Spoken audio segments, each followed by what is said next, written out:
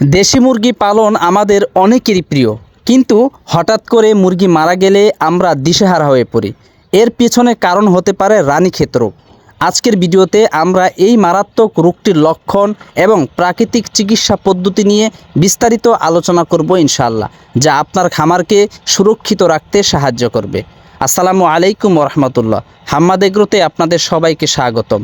আমরা অনেকেই শখের বসে অথবা অনেকেই খামারের উদ্দেশ্যে দেশি মুরগি পালন করে থাকি, কিন্তু অনেক সময় দেখা যায় যে আমাদের দেশি মুরগিগুলো হঠাৎ মারা যাচ্ছে, অর্থাৎ আমরা বুঝতেই পারি না যে মুরগি কী রোগ হয়েছে, অর্থাৎ রোগ নির্ণয় করে আগেই মারা যায়। এই জন্য আপনি যদি এই রোগ নির্ণয় সম্পর্কে আপনার ধারণা থাকে বা আপনি যদি বুঝতে পারেন যে রানীক্ষেত হইলে কোন লক্ষণগুলো দেখলে বুঝতে হবে যে মুরগির রানীক্ষেত রোগ হয়েছে, তাহলে আপনি এই লক্ষণগুলো আগে থেকে দেখেই কিন্তু আপনি চিকিৎসা নিতে পারবেন।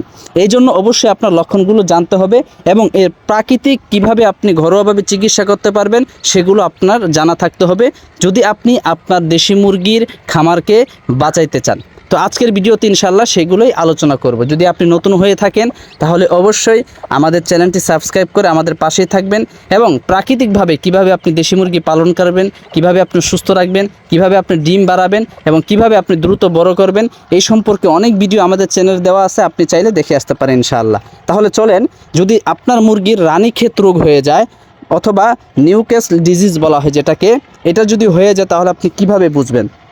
রানীক্ষেতের কিছু লক্ষণ রয়েছে। দেশি মুরগির রানীক্ষেত রোগকে মুরগির অন্যতম মারাত্মক রোগ হিসেবে গণ্য করা হয়। এর লক্ষণগুলো হলো হঠাৎ মৃত্যু, অর্থাৎ অনেক সময় কোনো পূর্ব লক্ষণ ছাড়াই মুরগি মারা যেতে পারে। যদি এমন হয় তাহলে বুঝবেন যে মুরগির রানীক্ষেত হয়েছে। এরপরে দ্বিতীয় যে লক্ষণটা বলবো সেটা হচ্ছে শ্বাসকষ্ট। মুরগির শ্বাস নিতে কষ্ট হওয়া, মুখ খুলে শ্বাস নিবে এবং সর্দি হবে।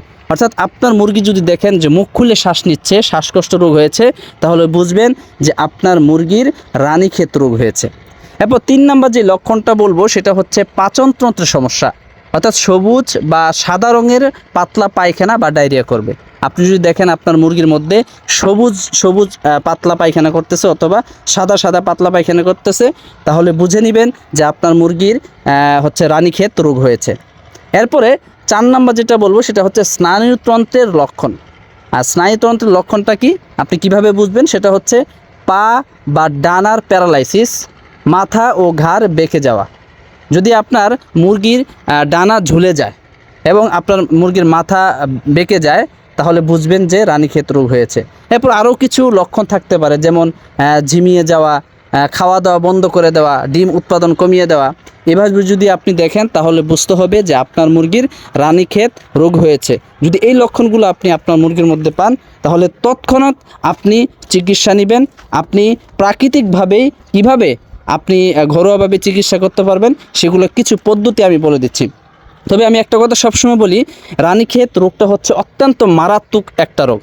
এই রোগটা কিন্তু যদি আপনি মুরগির বাচ্চা থেকে শুরু করে তাদেরকে ভ্যাকসিন না করেন তাহলে কিন্তু এই রানীক্ষেত রোগটা বড় হওয়ার পরে এই রোগটা দেখা যায়। এই জন্য আপনারা ভ্যাকসিন করবেন আপনাদের মুরগির বাচ্চাগুলোকে।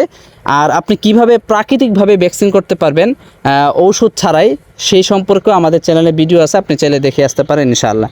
তো যদি আপনি লক্ষণগুলো দেখেন যে আপনার মুরগির মধ্যে রানীক্ষেত রোগ হয়ে গিয়েছে, তখন আপনি তৎক্ষণাৎ প্রাকৃতিকভাবে কী চিকিৎসাগুলো নেবেন সেগুলো এখন বলার চেষ্টা করবো ইনশাআল্লাহ। যদি রানীক্ষেত রোগ হয়ে যায় তাহলে সর্বপ্রথম যে কাজটা করবেন সেটা হচ্ছে পরিষ্কার পরিচ্ছন্নতা, অর্থাৎ মুরগির খামার ও পরিবেশ সবসময় পরিষ্কার রাখতে হবে। নিয়মিত স্যানিটাইজেশন এবং জীবাণুমুক্তকরণ জরুরি, অর্থাৎ আপনার মুরগির ঘরকে, আপনার মুরগির খামারকে সবসময় পরিষ্কার পরিচ্ছন্ন রাখতে হবে। এরপরে দ্বিতীয় যেই আপনার প্রতিকারটি হিসেবে ব্যবহার করতে পারেন সেটা হচ্ছে রসুনের ব্যবহার। রসুনের অ্যান্টিভাইরাল গুণাগুণ থাকায় তা মুরগির রোগ প্রতিরোধ ক্ষমতা বাড়াতে সাহায্য করে। রসুনের রস বা এই রসুনটা খাবারের সাথে মিক্স করে খাইয়ে দিতে পারেন। এরপরে 3 নাম্বার সেটা হচ্ছে হলুদ। আপনারা হলুদ ব্যবহার করতে পারেন। হলুদ কিন্তু অ্যান্টি ইনফ্ল্যামেটরি এবং অ্যান্টিঅক্সিডেন্ট বৈশিষ্ট্য থাকে, তা সুস্থতা বজায় রাখতে সাহায্য করে। এই জন্য আপনারা যদি এই লক্ষণগুলো দেখেন রানীক্ষেতে, তাহলে রসুন খাইয়ে দিবেন এবং হলুদ খাইয়ে দিবেন। এরপরে 4 নাম্বার যেই উপাদানটি ব্যবহার করতে পারেন সেটা হচ্ছে তুলসী পাতা।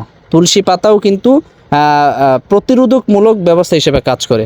তুলসী পাতাও এটার শরীরের রোগ প্রতিরোধ ক্ষমতা হিসেবে অত্যন্ত গুরুত্বপূর্ণ ভূমিকা রাখে। তাই যদি আপনাদের মুরগির রানীক্ষেত হয়ে যায় তাহলে আপনারা এই রসুন, এরপরে হচ্ছে তুলসী পাতা, এরপরে হচ্ছে আদা, এগুলো আপনারা ইনশাল্লাহ ব্যবহার করতে পারেন। যদি তৎক্ষণাৎ ব্যবহার করতে পারেন আশা করি আপনার মুরগির যে রানীক্ষেতের সমস্যাটা এটা দূর হয়ে যাবে ইনশাল্লাহ। তো বন্ধুরা, ভিডিওটি ভালো লাগলে যদি আপনাদের বিন্দু পরিমাণ মাত্র উপকার হয় অবশ্যই আমাদের চ্যানেলটি সাবস্ক্রাইব করে রাখবেন পরবর্তী ভিডিও পাওয়ার জন্য, এবং আমাদের ভিডিওতে লাইক দিবেন, আপনার মূল্যবান মতামত কমেন্টে জানিয়ে আমাদেরকে উৎসাহ দেবেন ইনশাআল্লাহ।